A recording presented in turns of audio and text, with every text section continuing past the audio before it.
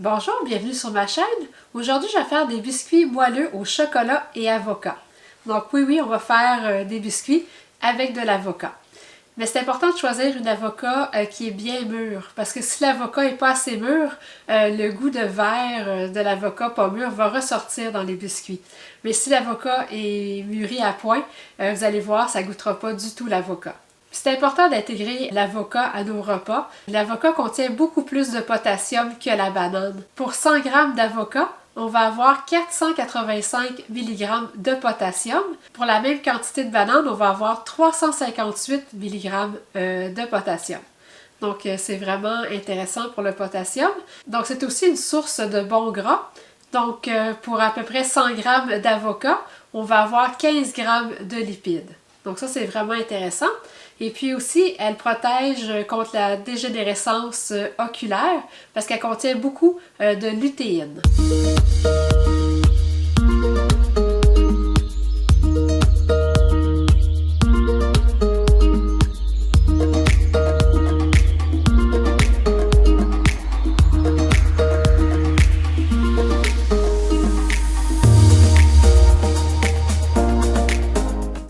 Donc, je vais commencer par préchauffer le four à 350 degrés Fahrenheit. Donc, dans le robot culinaire, je vais mettre mon avocat. Donc, une demi-tasse d'avocat, c'est environ un avocat moyen.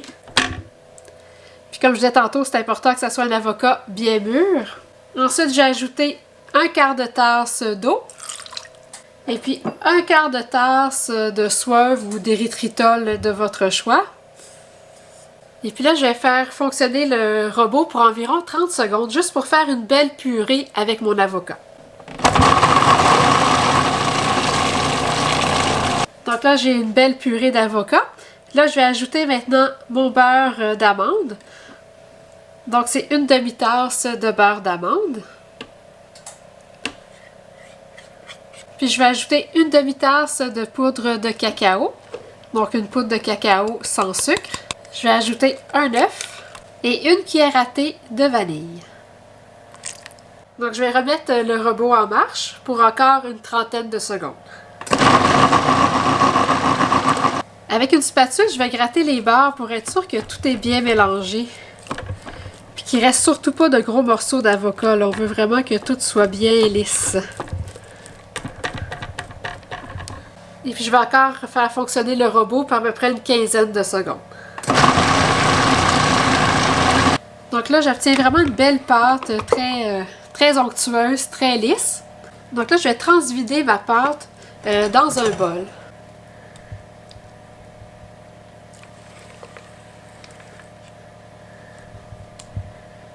Là, maintenant, je vais ajouter un quart de tasse de chocolat, 85% ou plus.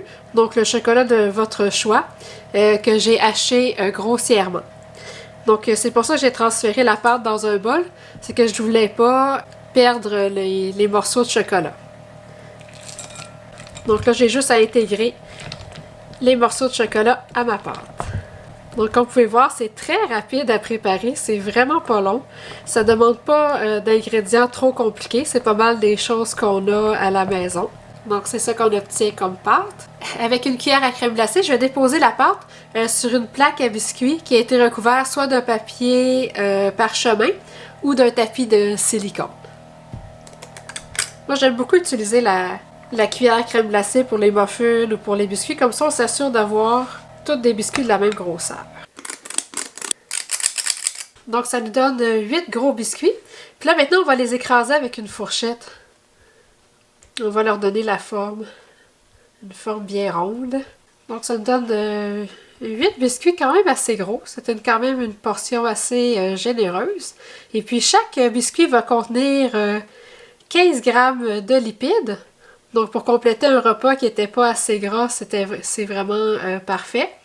4 g de glucides nets et puis 6 g de protéines.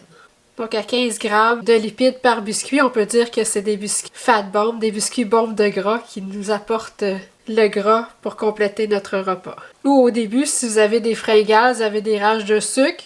Fait que ça, c'est un biscuit qui va vraiment vous couper l'appétit parce qu'il contient assez de gras. Donc là, il me reste juste à les mettre au four pour 12 à 15 minutes. Donc les biscuits viennent de sortir du four. Donc là, il faut les laisser reposer 5 minutes avant de les transférer sur la grille pour les laisser refroidir. Donc le 5 minutes de repos est passé. Donc j'ai pu transférer les biscuits sur la grille pour les laisser refroidir. Donc on obtient vraiment des très très beaux biscuits. Je vais vous montrer à l'intérieur.